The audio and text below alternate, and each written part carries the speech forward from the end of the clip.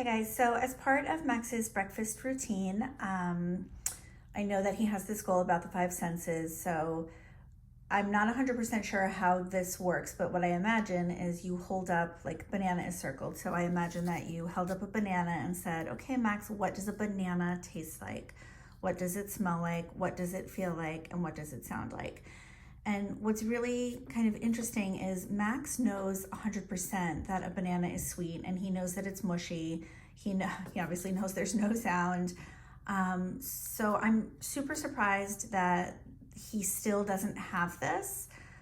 It just kind of boggles my mind. And I know that, again, expressively, that is just so hard for him. Like if you pointed to a bunch of foods and said, or like if you laid a bunch of foods out and said, Max, point to something here that is sweet, point to something that smells sweet, that feels mushy, he could 100% do that. I don't remember quite how long he's been doing this, but he's been doing this way too long not to have these foods. And blueberries is there now, although I had that blueberries was mastered on my list. I thought that he got that, but who knows if he had it and now he doesn't anymore. I don't know. So I'm not sure. I guess this video really isn't about an activity as much as it is how he is practicing it. Like after you get your data on this, I would probably pick one thing and just target it. Like, what does it taste like? So since it was Max, bananas are sweet. Let's talk about things that are sweet and what sweet is. You know, sweet is when things taste like sugar. Bananas are sweet and apples are sweet, but cookies and donuts, what do you like that's sweet, Max? And see if he can tell you something he enjoys that's sweet. And then whatever he's making for breakfast that day. You know, Max, your cereal is sweet and pancakes are sweet, your syrup is sweet. And if he keeps hearing all these things that are sweet, I'm hoping the next day when you come to these and you say, okay, what does a banana taste like? That he would be able to say sweet. If everybody is repeating like that, like I know I say that constantly, but just how repetitive you need to be with your language. If you are kind of focusing in on one of these things and repeating and talking about the things that are right in front of him, the thing that he is eating, and you know, while he's eating breakfast, like it's a great opportunity to take 5-10 minutes, however long it takes him to eat, and go over these things. I know that when he's eating, he doesn't love to answer questions. I learned that the hard way, but that doesn't mean that he can't listen. You know, like you could just say, you know, Max, while you eat, I'm gonna think of all the things that I love that are sweet. So an apple is sweet and a banana is sweet and blueberries are sweet, and then point out what he's eating and then go over it again. You can talk about the Christmas holiday coming up. You know, things that are sweet are sugary, and around Christmas time, candy canes are sweet. Oh my gosh, all these things are sweet, just like a banana is sweet and an apple is sweet.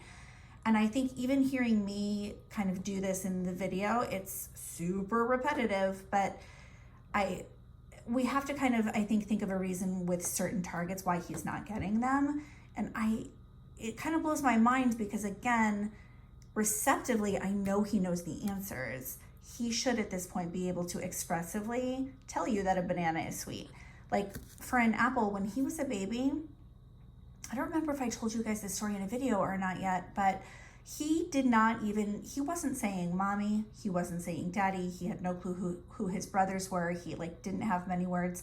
But every single day, all I did, because he ate an apple every day, I diced up his apple into little tiny bites, and as I diced it, he sat in his little high chair and I cut that apple and I said, Max, mommy's cutting your apple. It is crunchy and juicy. Apples are crunchy and juicy.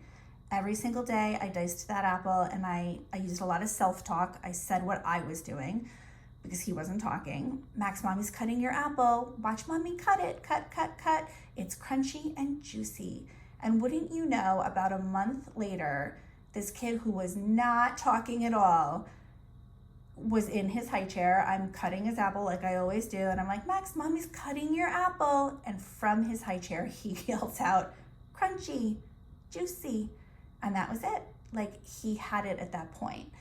It's funny because he probably doesn't have those words to describe an apple anymore, but at the time, because I was doing it every day and I was super repetitive, like it just kind of blew my mind that he wasn't calling me mama and didn't know who his brothers were, but he could tell you an apple was crunchy and juicy. So I'm kind of hoping with that repetitive language, again, same thing, listening to you guys say it over and over, that he'll get it. But I don't know if you guys are like, I'm not sure how you're focusing on it. Like if you're only doing bananas, if you take data on all the things every day, and I'm not sure how you're practicing over here, but if you can just try maybe while he's eating or while you're cooking to pick one of the things.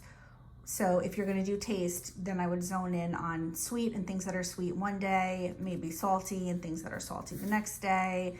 And then once he gets a plus here, then maybe start going into what things smell like and what they feel like during the practice portion. Like I know you collect data on all of it, but all right, that's it for that.